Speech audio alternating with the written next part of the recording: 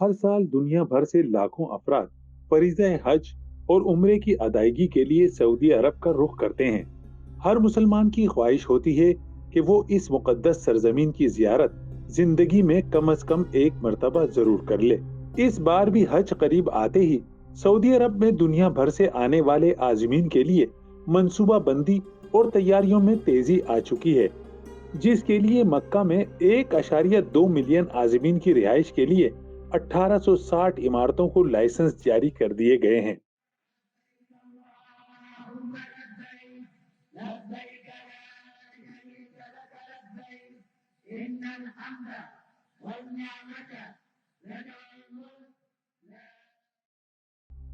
आज़मीन को सऊदी अरब में दाखिले के लिए इस साल हज वीजे का इजरा 1 मार्च से शुरू हुआ और ये अमल 20 शव्वाल तक जारी रहेगा।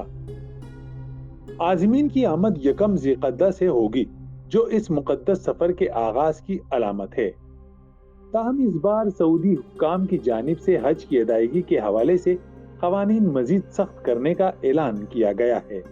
सऊदी हुक्काम ने ऐसे अफराद के लिए सख्त वार्निंग जारी की है जो जरूरी इजाजतनामा हासिल किए बगैर आइंदा हज करने का इरादा रखते हैं।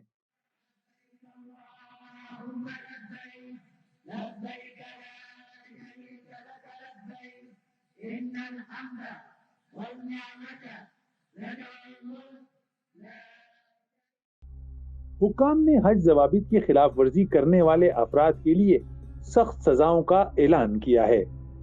सऊदी वजारत हज और उम्रा के मुताबिक जरूरी इजाजतनामे के बगैर हज करने वालों को अब 50,000 सऊदी रियाल तक जुर्माने का सामना करना पड़ सकता है। मजीद बरा आज़मीन की नक्ल व हमल के लिए भी परमिट हासिल करना लाजमी करार दिया गया है और हुक्म की खिलाफ वर्जी करने वालों को 50,000 सऊदी रियाल जुर्माने के अलावा 6 माह कैद के बाद सऊदी अरब से मुल्क बदर कर दिया जाएगा।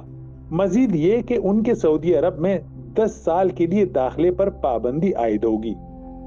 हुक्काम ने ऐलान किया है कि इन ज़ाब्तों की खिलाफ वर्जी करने वाले अफराद को मीडिया चैनल्स के जरिए अवामी बदनामी का भी सामना करना पड़ेगा।